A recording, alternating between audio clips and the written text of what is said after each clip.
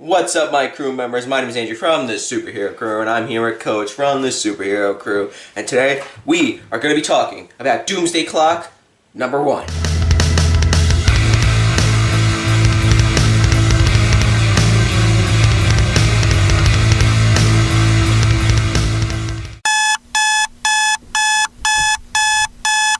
Okay, so if you read The Watchmen, which was really popular, came out in the 80s, it's an alternate universe. Alan Moore wrote it, and it was about if Richard Nixon was still president, and there's a whole bunch of different superheroes. Superman, Batman, one of them, they don't exist. So there's like Rorschach, Dr. Manhattan, just a bunch of different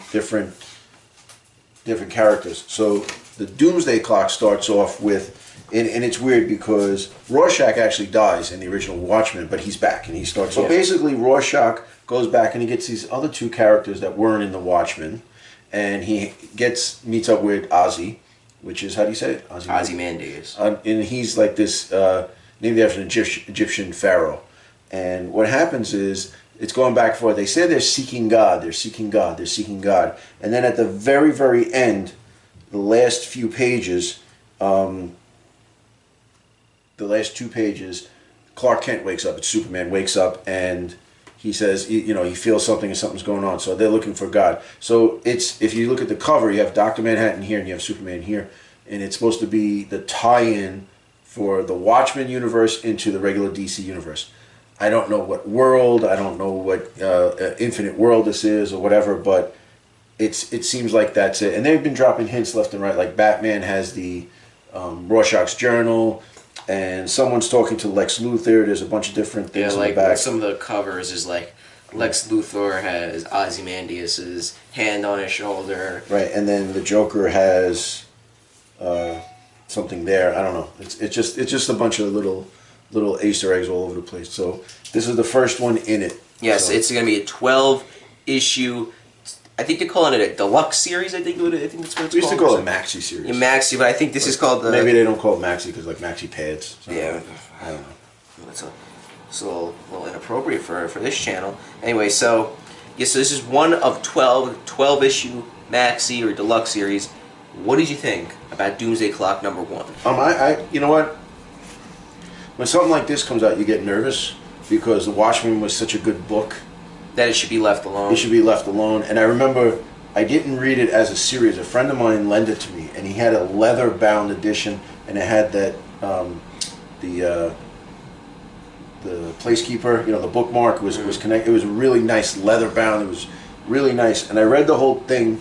That was back then, so that was binging for me, and it was awesome. It really was great.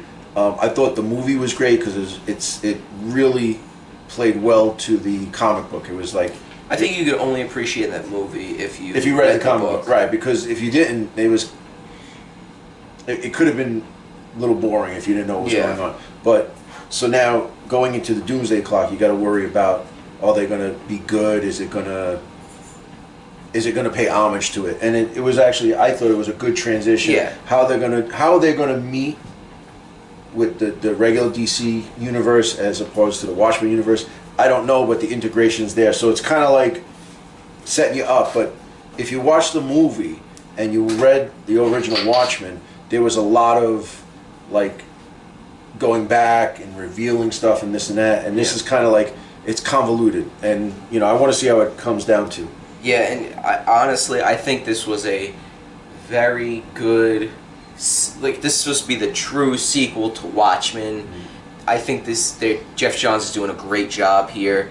Like, just not even just paying homage to Watchmen, but just being like Watchmen and how a sequel of Watchmen should be. And I hope he doesn't mess it up. Mm-hmm. Listen, I have faith in Jeff Johns, and I think that this is going to be a great series, mm-hmm. and that there's going to be a lot of stuff revealed about the DC universe because, there's apparently a blue hand comes through the universe, and maybe is that Dr. Manhattan's hand?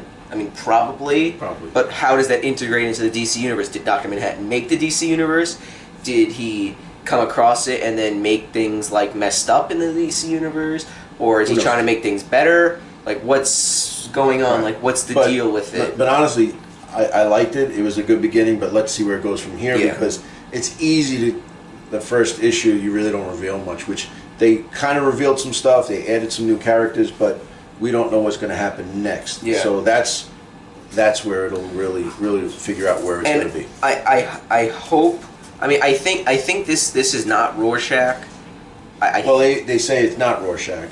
It's the new Rorschach, and he says, "Well, I am Rorschach." So we don't know if Dr. Manhattan might have brought him back because he originally killed him. I hope not. It's probably just another Rorschach, like somebody else, like somebody else became, like Dick Grayson became Batman for a while. Maybe this is something like that. Yeah, like a copycat. Yeah. So, what would you give Doomsday Clock #1? I give it 8.5. 8.5. I liked it. I'm not gonna.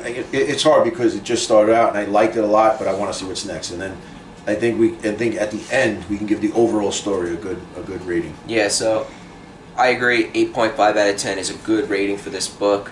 So that's it. We'll definitely pick up the other issues and let you know what's going on with the other issues. Alright guys, that's it. Hope you guys liked the video. Please like, comment, and subscribe for more comic-based videos, and we'll see you in the next one.